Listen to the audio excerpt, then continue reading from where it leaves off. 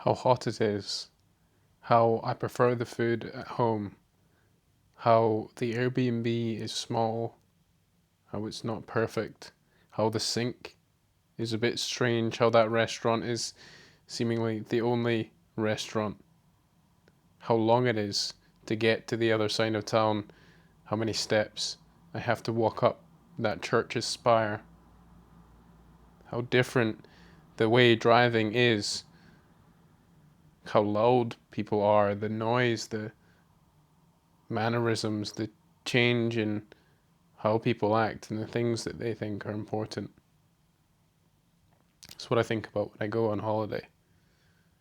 I don't only think about how it's so amazing, how I can't remember the last time I felt so much sun on my skin, how fresh the food is, and the ice cream at the end of every day. I don't only think about that.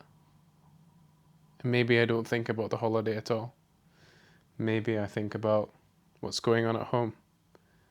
Maybe I think about my job and what I've been worried about the last few weeks.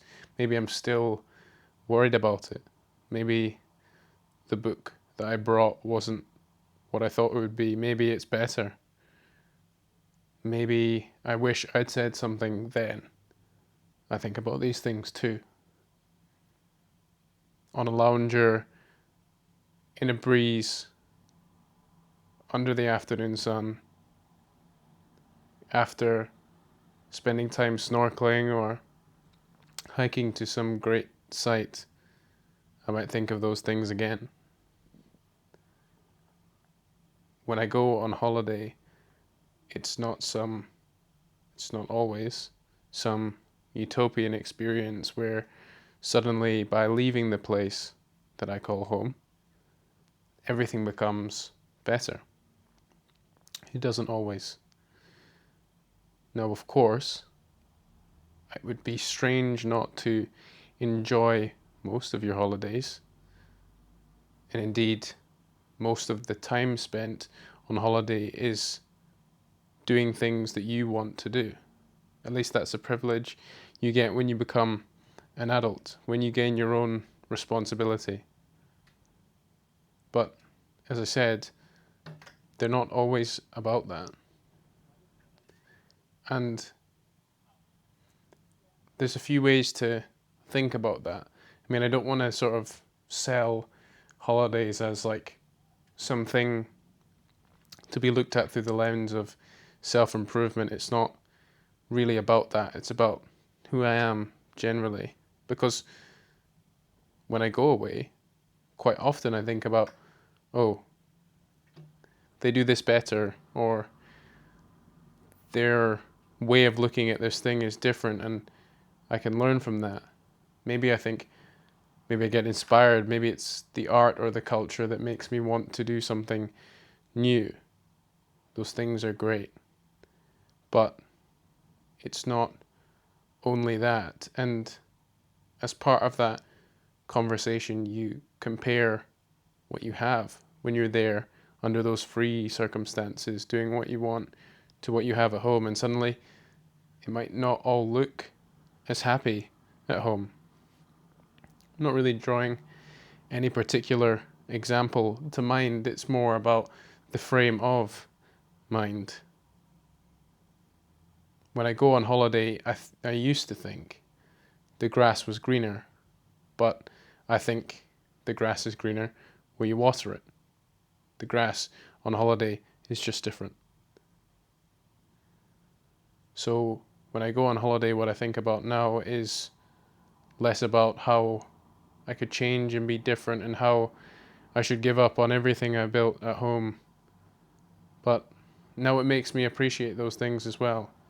There's a balance to it. I mean, the food might not be as good when you go to Southeast Asia, or the healthcare might not be as good, whatever it is, whatever metric. And my holidays have become more enjoyable because of that, because it's not only about the holiday anymore, it's about who I am, and how I choose to see the world, because how I choose to see the differences abroad extrapolate to how I choose to see the things that are the way I know them at home. It all sort of changes the way that you think, and you're grateful for what you have, even if the weather here is more cloudy, rainy and cold, even if the nightclubs don't open until 6 a.m. and the music isn't as exhilarating. I'm grateful to be here. So now when I am under the sun, and I've just been under the sun for the last week, yes, I'm thinking about how stressed I've been, what I've been worried about, what I've tried to think through but not given enough time, but I'm also so grateful because after so long, the comparative way I had of viewing things is slipping away, and through the cracks of that, I've become a lot more present. Maybe I just look at the palm tree in the wind and that brings me enough joy.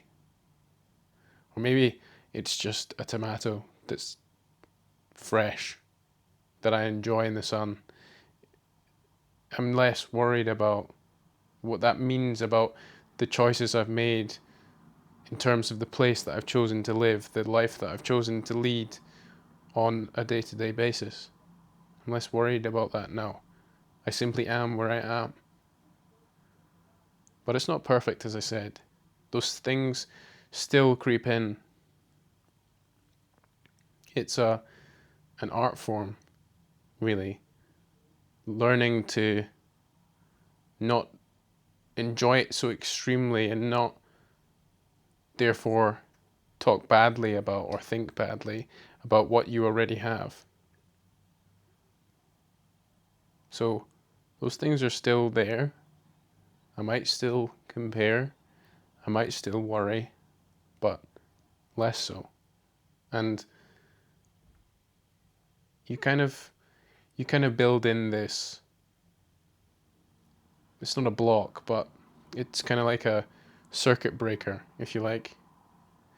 Your mind would have typically thought in this way, and through being exposed to new ideas, new places, you suddenly realize that you've learned to interrupt that thought process and say, oh, just because this castle is so nice, the one at home must be so terrible. Well, is it really? No. It's just where I am, and I choose to enjoy it. That ability to stop yourself from thinking in those negative loops that you may have. And again, as I've said before, if you don't think like that, this is not for you. Great, you're already above it all. But I did think like that at times. And over the longer term, I realized how to manage it. And it's simply by being present. So when I think about what I think about when I go on holiday, I think about how present I choose to be. And I bring that home. And now I might look at what's going on around the corner with the same orange tint, the same hue, that same filter that makes everything look so idealistic. That's how I choose to take what I've taken from wherever it is, that rural village in Italy, and bring it back home. And then when it starts to infect the rest of your life, and I mean that in a good way, you start to find those same pieces of joy from simply being where you are, from being present, from taking in the surroundings, even though you've seen them 100 times. I start to feel that joy in my day-to-day life. Yes, the worries are still there. Maybe it's that I work so hard to give myself the opportunity to go and see these great sights. Maybe that's why I enjoy them so much, and maybe that's why I enjoy the work that I do as well. You see how it's not just enjoy one and do not enjoy the other. It's raising the whole bar.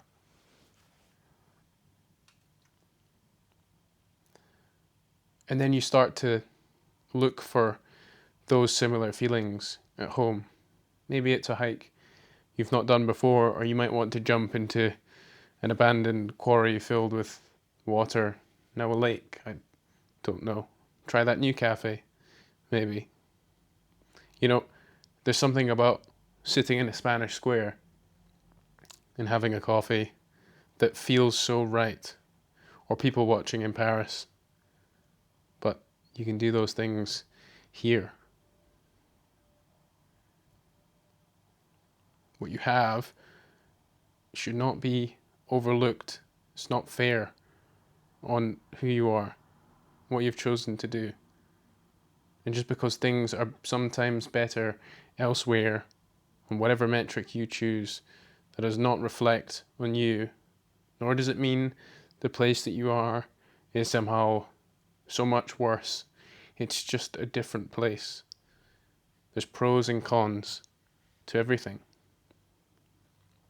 I quite often think about, well, what would I do if I lived there? Would my life look different? And I think, well, if that was really what I wanted, I mean, if I went to Copenhagen and saw that it was so clean, would I not just go? Would I not? And it makes it sound so easy. Of course, it's not. Especially with Brexit and the inability for you to travel freely. That makes it more difficult. But if I really wanted to, I would find a way. And yet I don't. Because I'm here. Because I choose to be here. I've not been forced. And now I choose to enjoy the choice I've made. And I'm more present. Maybe the co-op pizza is class. You know?